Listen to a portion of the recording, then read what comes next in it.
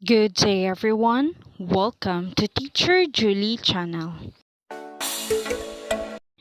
Hello everyone. We have our new lesson in MAPEH 8 which is all about gender related laws and policies. This will be the week 2 day 3 first quarter topic and this lesson is under the MATATAG curriculum.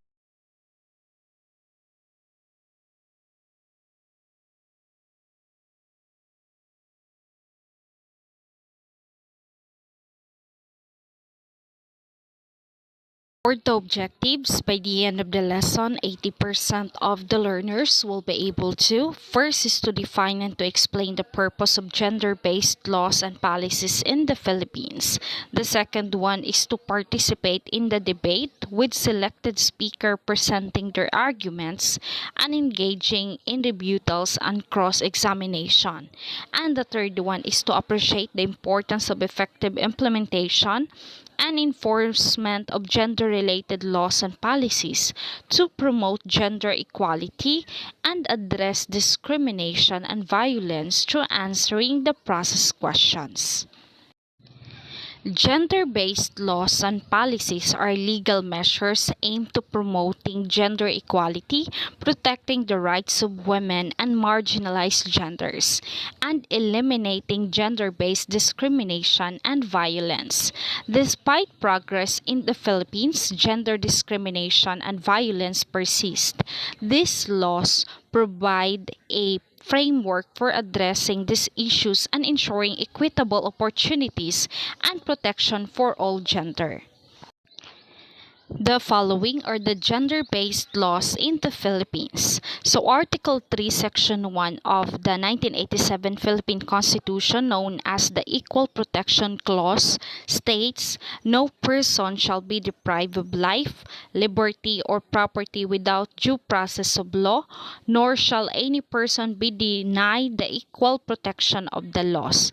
This clause ensures that the government treats all the individuals equally under the law, preventing discrimination or favoritism based on any factor. The second gender-based laws in the Philippines is the Republic Act number 6725, which strengthens the protections against gender discrimination in employment. It prohibits unfair treatment of women in hiring, promotion, and benefits, and imposes sanctions for violators. The law applies to all employers, aiming to ensure equality for women in the workforce. Another gender-based law in the Philippines is the Republic Act number 10627, or the Anti-Bullying Act of 2013, aims to protect the individual, especially students, from bullying in school and workplaces. It mandates schools to implement anti-bullying policies, define bullying, requires anonymous reporting mechanisms, and imposes penalty for non-compliance. And another gender-based laws in the Philippines is the Magna Carta of Women, enacted in 2009, ensures equal opportunities for women in education, employment, and political participation, alongside with gender-sensitive programs and comprehensive health services. However, inconsistent enforcement has left many of its mandates unmet.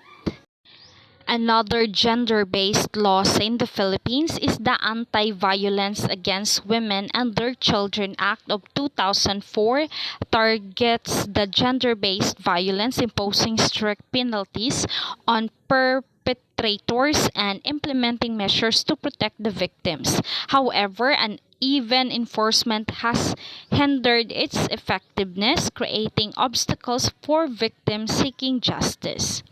And another gender-based laws in the Philippines is the Republic Act number 11313, or the Safe Spaces Act, or Bawal Bastos Law, aims to prevent gender-based sexual harassment in public spaces.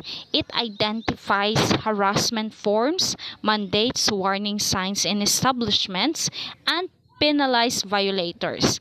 The law applies to public and private areas, fostering respect and safety for women and LGBTQ plus IA. Another gender-based laws in the Philippines is the Rape Law of 1997, which criminalizes rape and sexual assault, including marital rape and cases involving public officials with harsh penalties for offenders. However, irregular enforcement and implementation impede its effectiveness. Victims often face societal stigma and discrimination, complicating their quest for justice. And another gender-based laws in the Philippines is the Gender and Development or GOD program, aims to promote gender equality and empower women by integrating gender perspective into government policies and allocating funds for GOD initiatives. However, inconsistent implementation and enforcement along with slow adoption of gender-sensitive policies by some government bodies hinder progress towards gender equality. Other gender-sensitive policies in the Philippines include the initiatives like the Gender-Responsive Economic Actions for the Transformation of Women, or the Great Women Project, the Women's Priority Legislative Agenda, and the Gender Fair Education Policy. However, the effective implementation and enforcement of these policies have been inconsistent. As a result, their potential to advance gender equality remains unrealized.